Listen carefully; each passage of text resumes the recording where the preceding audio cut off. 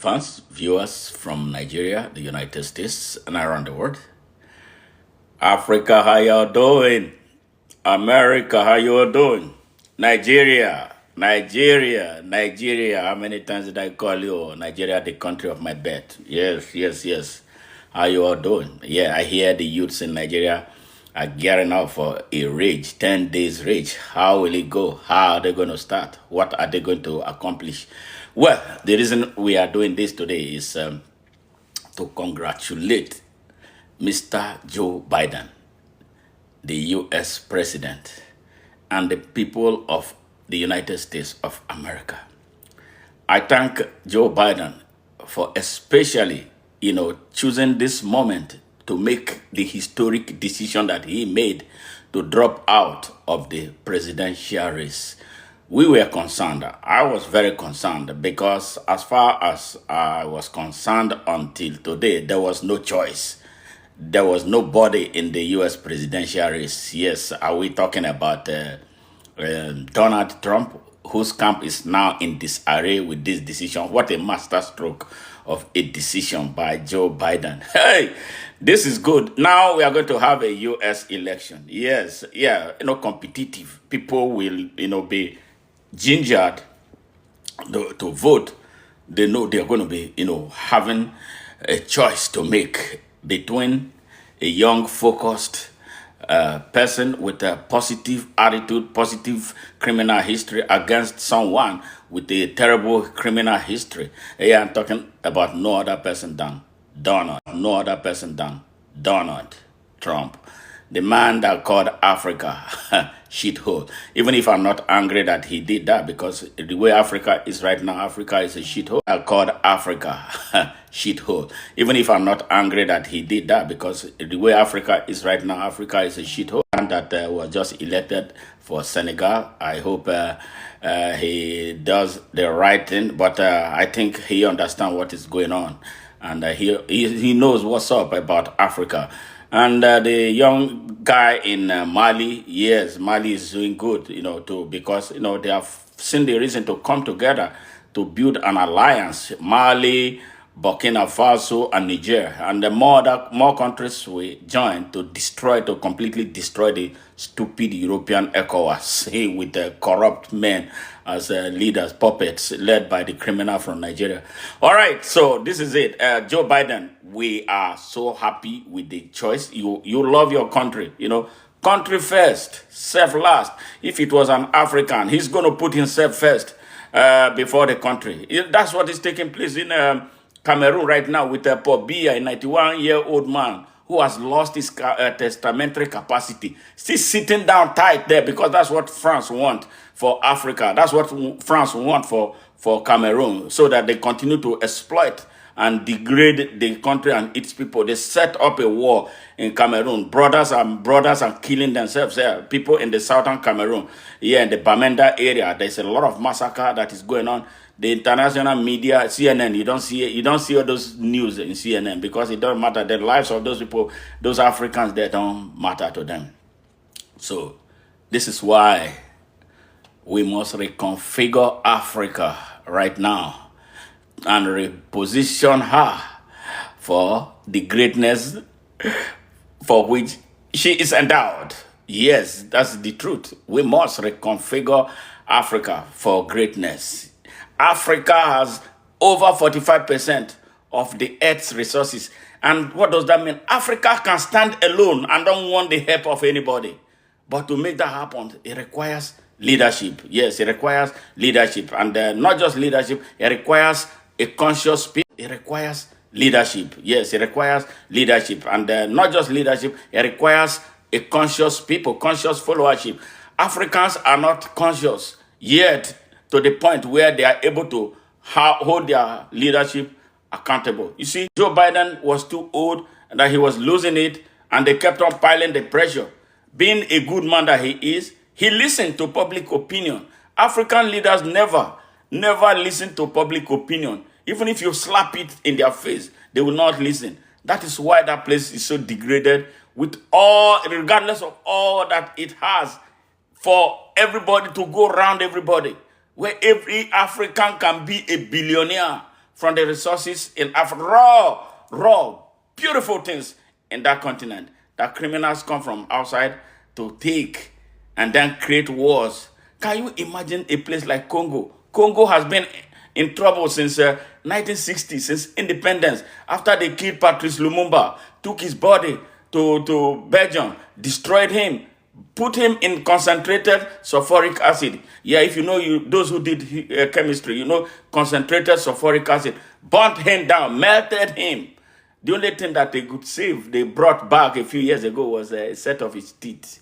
This is how wicked these people are. They brought back a few years ago was a set of his teeth. This is how wicked these people are. Thank you for all those, all of you who are subscribing. I appreciate you guys. Thank you for for the following. Share this message so it gets to everybody. My involvement here and everywhere is to build a new world. Yeah, young people from America, young people from Europe, young people from Africa, young people from Australia, young people from Asia come together and decide the destiny of the world in a manner that justice, social justice will be the platform on which all of them will stand. So we can save this earth from being burned down. You know, they are polluting the earth. They are destroying it. The greatest polluters are the ones that are driven by these economics, by their corporation, large gas-guzzling corporations. They don't care about the environment. They don't care about humanity. So that is why we must reconfigure the world. And it starts from Africa, where they come to take a lot of things and then bring them back and then to sell to the people. They degrade the people. They create confusion in there. We don't have stable institutions. We never have stable government. But we are the mother that is feeding the whole of the world. We can't take it anymore. We need a fair playing ground. That is all that we are asking. And we are not asking for too much. Yes, this is why I am here. I'm not here to joke. I'm not here to play pranks. I'm here to speak truth to the young generation. You must distance yourself from hate, mischief, bigotry, and jealousy. And that's what these people want to continue to create. You see what they do? Every time it's Russia and America. Russia is at war with America. Over what? Over what? Over what?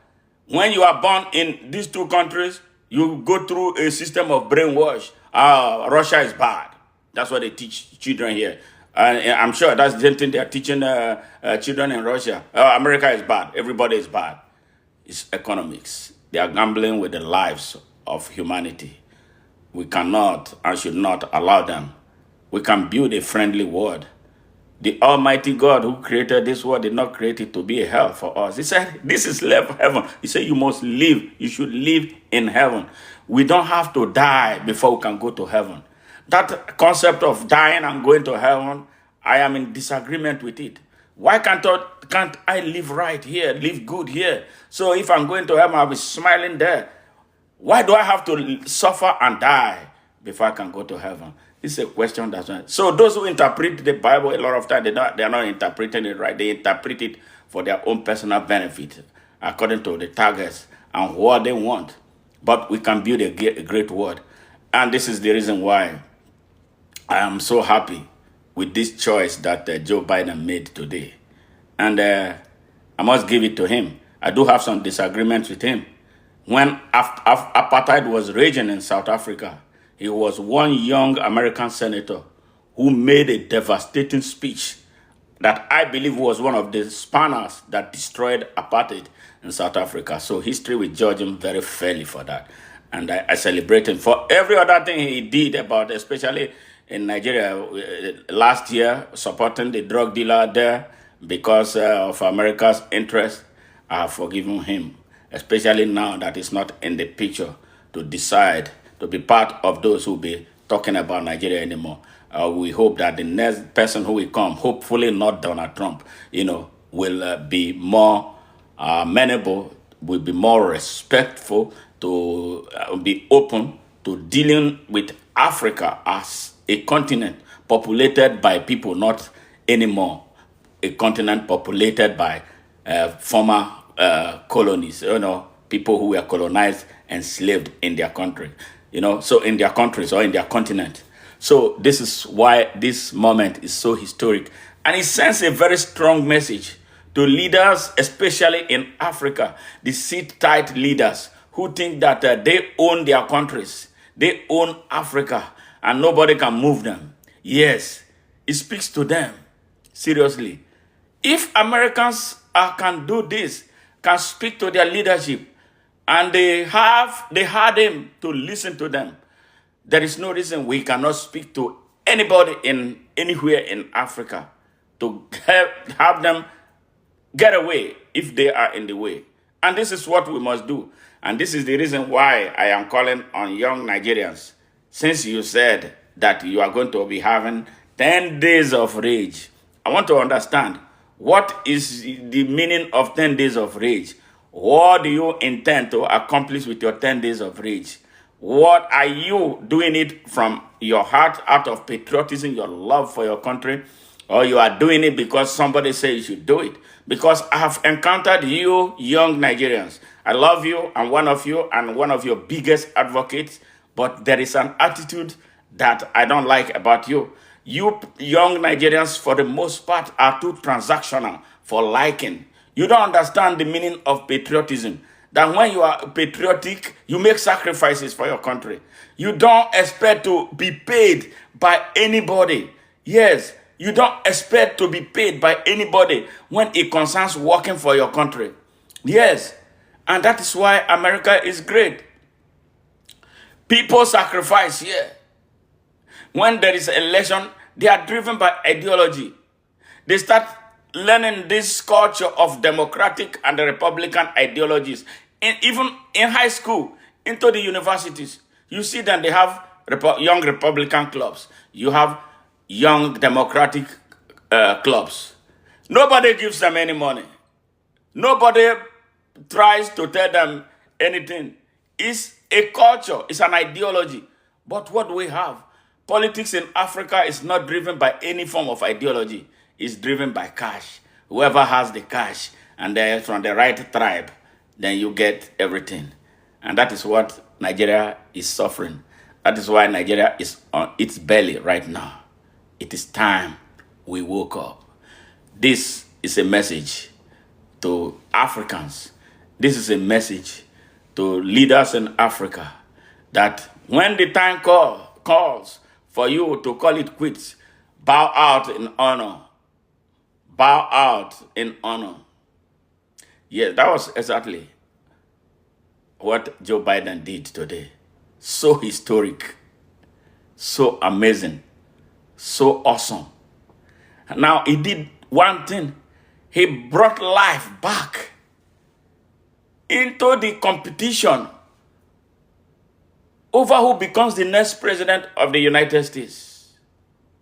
Yes, after that debate conducted by CNN, Joe Biden, I give you 5.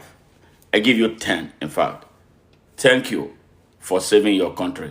Joe Biden, I give you 5. I give you 10, in fact. Thank you for saving your country. You know, America is one country that will always come back. When it all seems to be lost, they come back. That is love for country. In his statement, he said he did this for the love of country. He did not want to be in the way. That is what leadership is about. That is what great leaders do. And in leaving, he passed the baton to his vice president.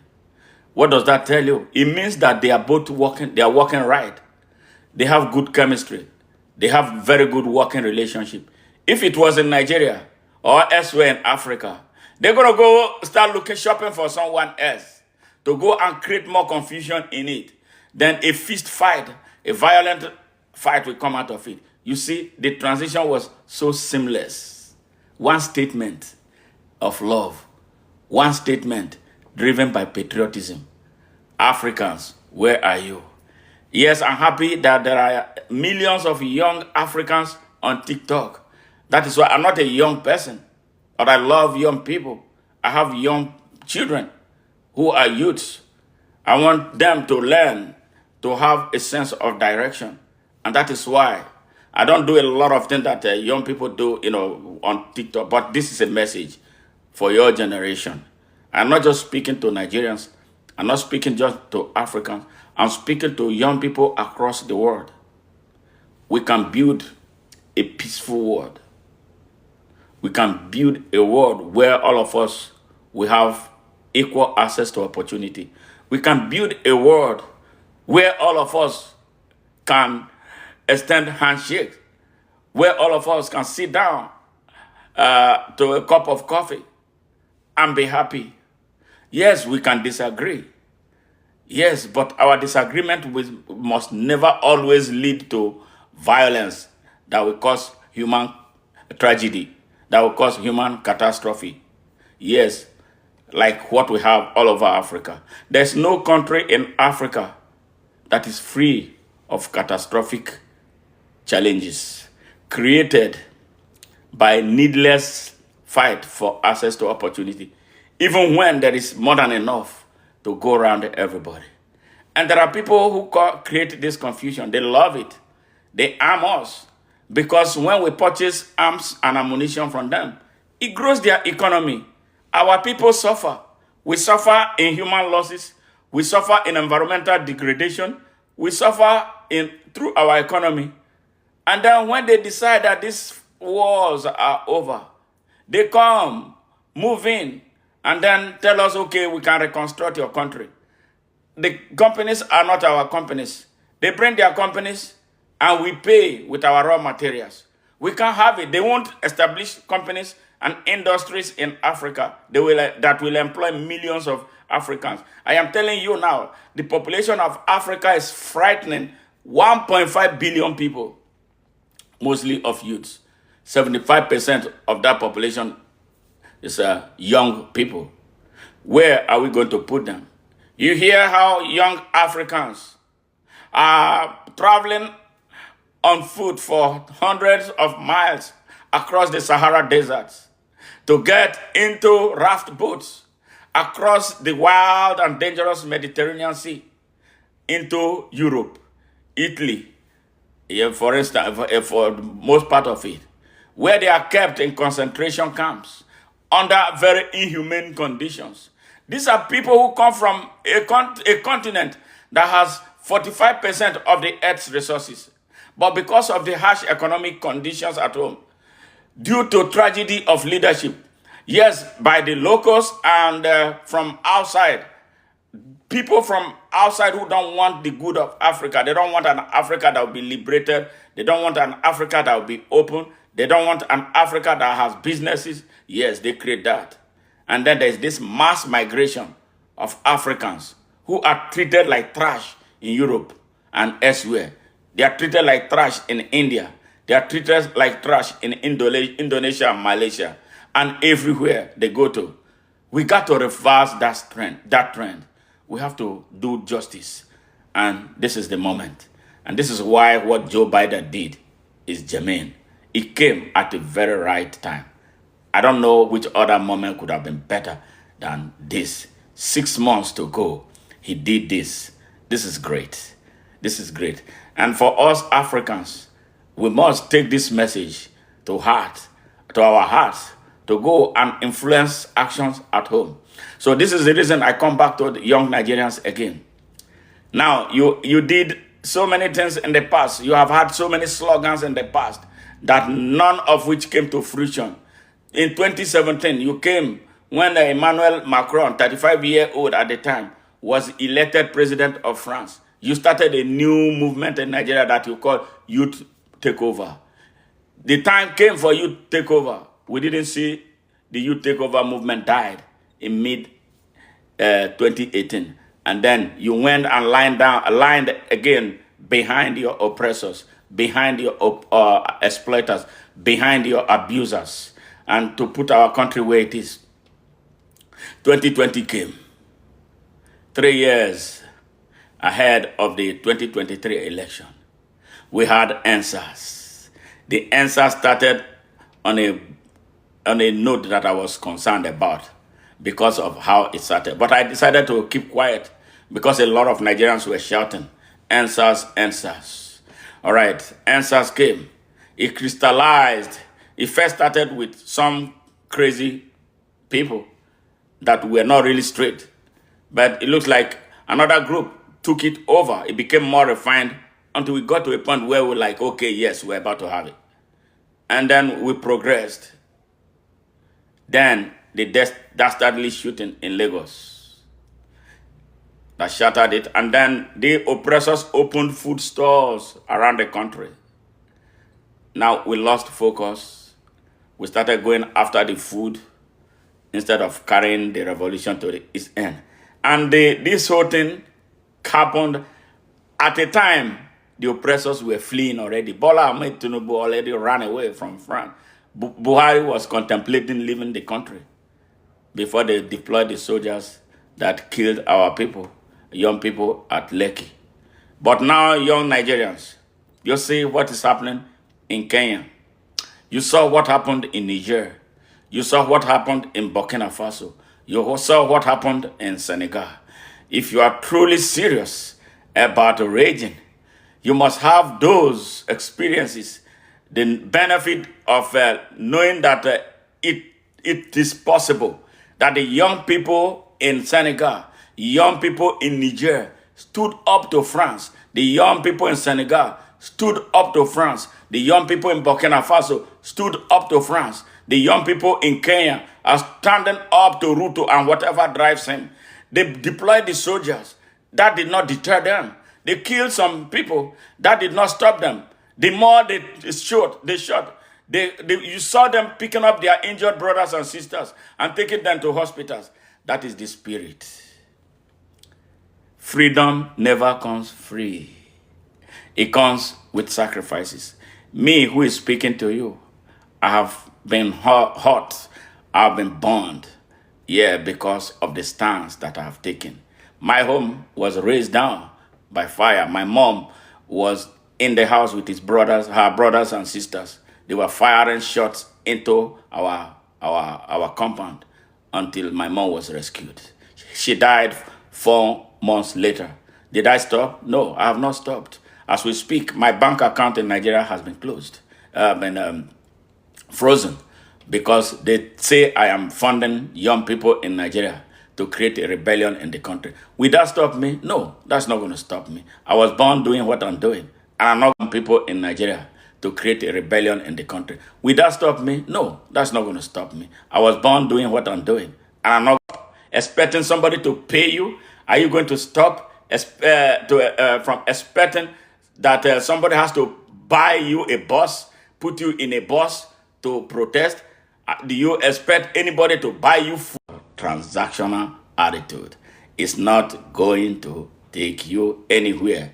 We cannot save Nigeria by acting as if everything is a joke and acting as if every protest is a party, or that every protest is what do you call it now? A carnival of a sort. That was what I saw. That was what we saw during the NSAS before the dastardly shooting. I saw with pains our young people roasting cows on the road, on the street, on the highways of Nigeria. That was not what you were supposed to be doing. Roasting cows on the road, on the street, on the highways of Nigeria. That was not what you were supposed to be doing. Africa is waiting on you. Africa is waiting on Nigeria. Yes, Africa is waiting on Nigeria. If Nigeria moves, the whole of Africa will move. Now it's time. You young people in Nigeria, move. I have been moving. I'm 62 years old. I'm still coming out to fight on your behalf. Not many of my age grade are coming out anymore. They are preparing, they are more concerned about enjoying life in retirement. But no, for me, it's a lifetime thing. I want to see you take charge of your country, because the future of Nigeria is about you, not about me, not about any other thing. I live in the United States. I can decide that I'm not going to go to Nigeria anymore. You are there, living without electricity, living without water, living without good roads, living without good education, living without good access to healthcare. This is your call. And you must do something now. That is why we are telling you, rise up, wake up responsibly. But I advise you, as you proceed, make sure you do not. It's enough. That is why we are calling you. So I wish you the best of luck, and we'll be monitoring you, what you are doing. We're going to be broadcasting live. And if any of you wants to talk to me personally, my number is +1 832 407 6282. +1 832 407 6282. I am open 24/7. And I know that the internet has made it easy for all of us to communicate with one another. Seek opinion. Talk to your friends in Kenya. Talk to your friends in Burkina Faso. Talk to your friends in Senegal. Talk to your friends in Mali, Niger, and anywhere on earth to give you an idea about what to do, how to conduct protests in a manner that will have effect, how to sustain. Another thing we have a problem with is sustaining action in Nigeria. You can't start one thing today, tomorrow you get tired. You never get any results because the oppressors in Nigeria already understood what the attitude of we Nigerians. They know we cannot endure pains. That is why they are able to do. Sometimes the attitude of we Nigerians. They know we cannot endure pains. That is why they are able to do. Sometimes when you start, they will tell you, oh, go. After some time, they will be tired. They don't care. You see the rogue president of Nigeria, where millions of Nigerians go to sleep without food in their stomach. He bought a brand new aircraft. Yes. Who will do that? Joe Biden will not do that. You see what Joe Biden did today? No African leader would do it. They prefer to die. Yes. Look at Nigeria, what happened when Yaradua died. Even when he was sick, he was in coma. They didn't want to give an opportunity for his vice to take over. That is how greedy African leaders are. Very greedy. Yes. So, if you want to start this, you must be able to sustain action until you get what you want. That's what the young people of Kenya have done. Nearly everything they asked for, except one yet, and they are working on it. That is telling President Ruto to get the hell out of his position. And I believe that they're going to get it. Unless they decide that, okay, let's cut it off here and see what he does. But I love those guys. They are very resilient. They know resilient. They know what they want, and they're going after it. You see, tribe. Do you see? Are you hearing anything about tribes with what is taking place in Kenya? No. Did you hear the Kikuyus saying, "Oh, we are not going to be part of this"? Did you hear the Kalenjins, where the president comes from? Did you hear them say, "We are not going to be part of this"? Did you hear the Kalenjins say, "We are not going to be part of this"?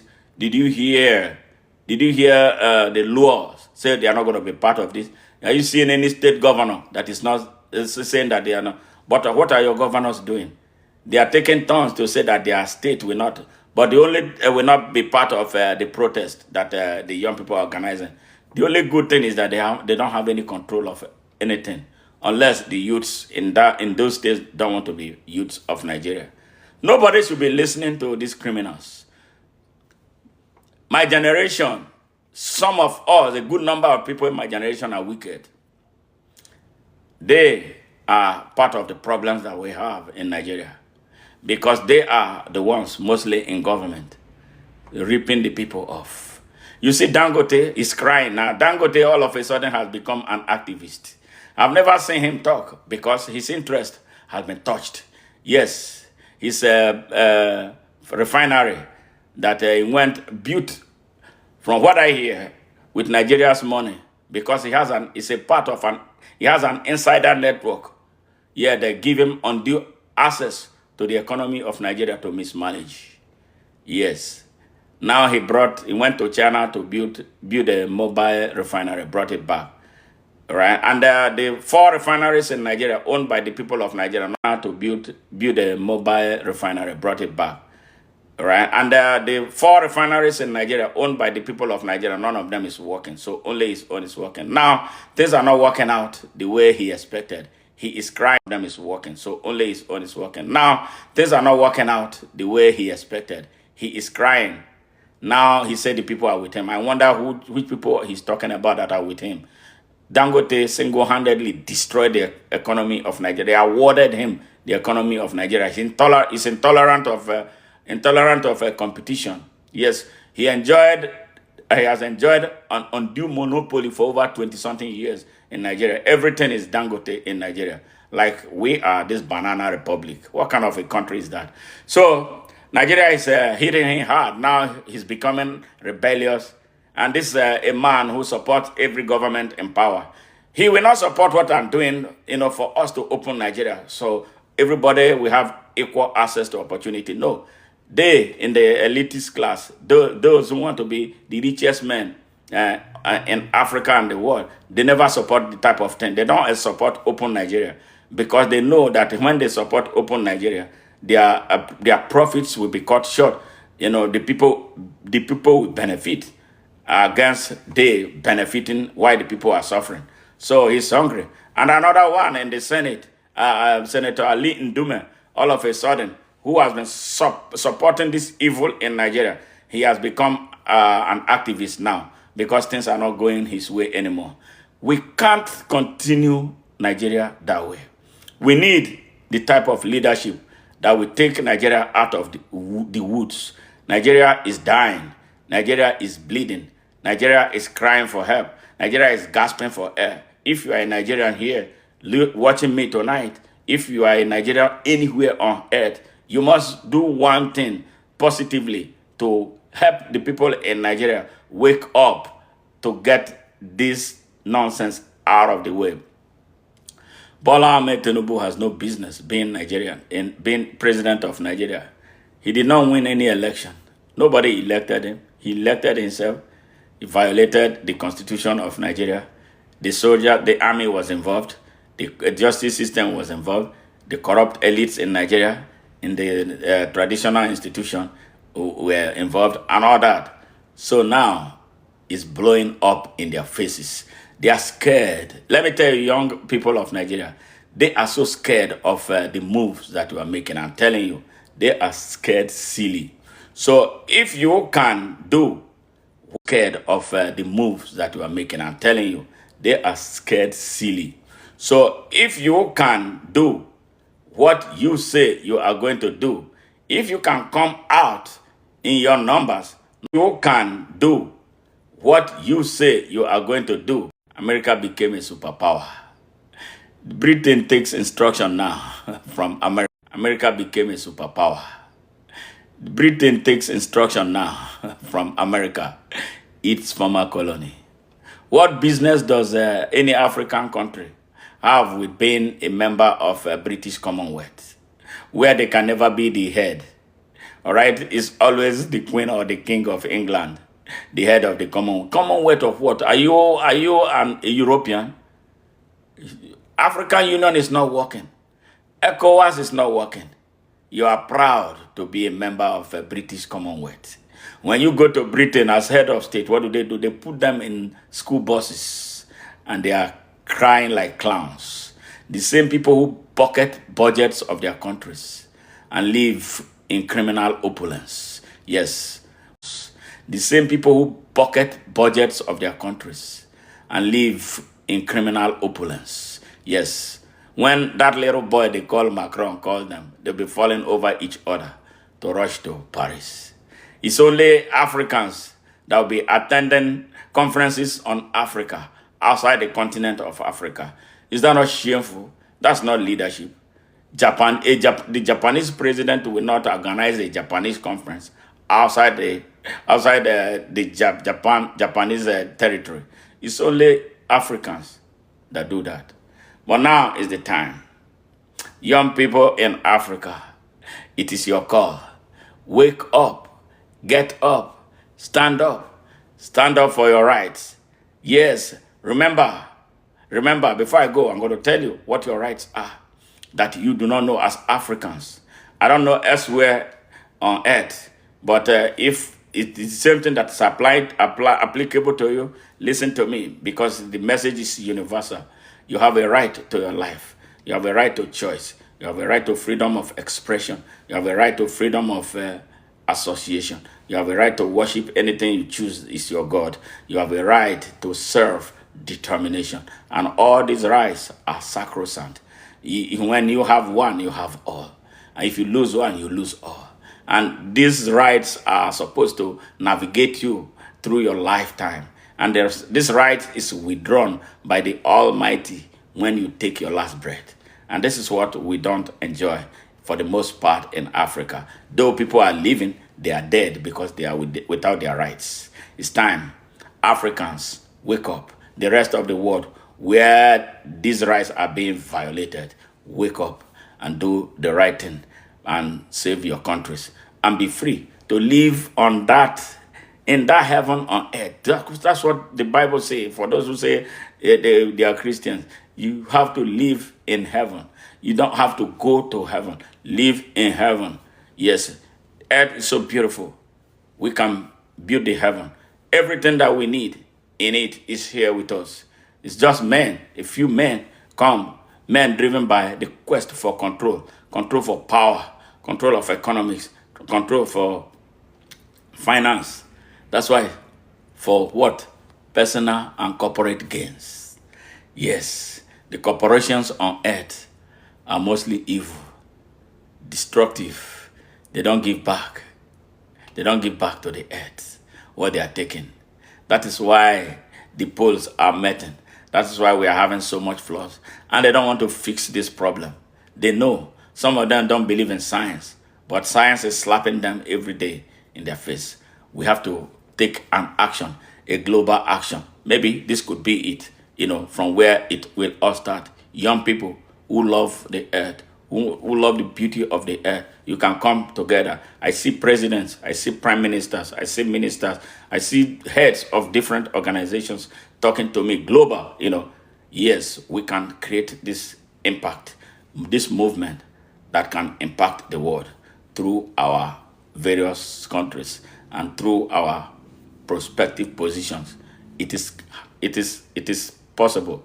It is not impossible. Let's start something now.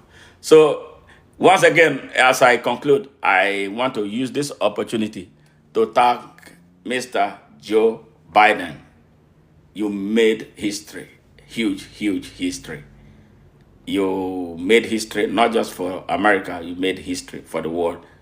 You have provided a kind of unparalleled examples that not many, can give. Seriously, I know, coming from Africa, I've not seen any African leader who has resigned, even if he's caught stealing. There's one who is a governor in Nigeria, former governor of Kano State, Mr. Ganduje, yes. He was caught on camera, stealing money. He was stuffing dollars in his pocket. Today, he's the chairman of the APC, the terrorist party destroying Nigeria. He's the national chairman. That's what we love, corrupt men in Nigeria. Yes, Nigerians loved corrupt men leading them. Yes. The president, the rogue president, not my president. I rejected him. I never wanted him. I didn't vote for him. He did not win in the election. Guess what? Who he is. We don't even know his date of birth. He has multiple dates of birth. He changes them at will. He lied so much that his daughter, his age, and that of his daughter were some yawning exposure of fraud. At the time, the first daughter was 60 years old, and then Mr. Tinubu was saying that he is 69 years old. So, which means he was 9 years old when he had his first daughter. That is the disgrace. And no, Nigerians laugh over it. They laughed over it. They make comedy. We love silly, stupid comedies. That's why I don't listen to their comedies anymore. I don't listen to their nasty music anymore. Yes, because we joke with everything. That is perjury. You should go to jail for that. He lied. That's one. All right? He is a drug dealer. Drug dealer. Prosecuted here in the United States. he paid a fine of nearly 500,000 US dollars. Yes. Bola Ahmed Tinubu is a drug dealer. Google and find the records there. Don't take my words for it. Just Google and find for yourself. See the court documents. Everything is there. Public documents. Yes. Then identity theft. Here, University of Chicago. Chicago State University. He came into that university using another person's name. I am not sure if actually he was a student there. Everything around him is fraudulent. Very unclean. Yes, that's the man sitting on the presidency of Nigeria. So what type of leadership would you expect from that type of person? Zero. You can only give what you have. He has nothing, absolutely nothing to give. Now let me shock you about his vice president, Kashim Shettima. Kashim Shettima is a terrorist with known ties to Boko Haram, the terrorist organization destroying Nigeria. In his house, the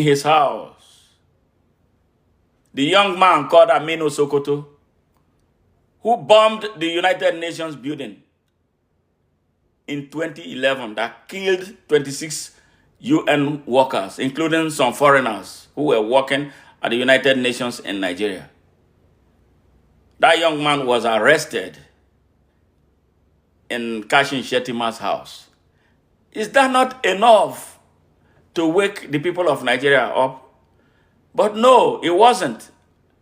Because we protect, we defend our tribes. The tribes from where they came from were defending their criminals. They were defending their terrorists. They were defending their drug dealer. Leave it for us. It's our drug dealer. It's our son. They are more interested in them occupying those positions because it provides them some kind of, the only thing it does for you is provide for those who believe in those kind of nonsense, tribalism, provide you with this euphoria that your person is there. So who cares? Am I not in the United States? Who is discriminating against me? I work, I make my living, I go away. It's not like the United States is devoid of its own problem. But I feel more freer. I have more access to opportunities here than I would have if I were in Nigeria. It's disgraceful. It's shameful. We can't run a country like that. That is how sad the situation of Nigeria is. That is why it's difficult to have a Nigeria that is working. The country has been hijacked by criminals. The Senate president is a crook, is a criminal. He was not even on the ballot. All of a sudden, he came through the courts, corrupt court system, to become a senator, and then they made him Senate president. I will tell you, nearly all 108 senators in Nigeria, nearly all 108 senators in Nigeria are all criminals. They appropriate funds for their own benefits to the detriment of the people of Nigeria and at the expense of Nigeria. Nigeria is in the hands of evil. So this is the reason why if you are raging, you must rage all the way. You must sustain all the rage until this system is cleaned at all levels and in all sectors. If you cannot do this, don't start this rage. If you cannot sustain it, don't start this rage, Nigerian youths. If your tribe is going to be in your way, don't start this rage. If your religion is going to be in the way, don't start this rage. We have suffered more than enough. And we can end this. And it is in your hands to end this. Because the country is actually, and we can end this. And it is in your hands to end this. Because the country is actually more yours than it is mine right now. You are the young ones who will have no country if the country collapses into the abyss. And this is the reason why you must step forward and be sacrificially patriotic to push your agitation to a decisive conclusion. It is your call. We have the vision, but you have the power to make it happen. Deploy your exuberance positively. Set aside the Nigerian popular music. Set aside the nasty comedies for now. That was what the Kenyan youth did. They set aside every distraction in order to push their agenda. And you are surprised how much success they have recorded. You can do the same thing. They are going to deploy soldiers. If I tell you that they are not going to, I will be lying to you.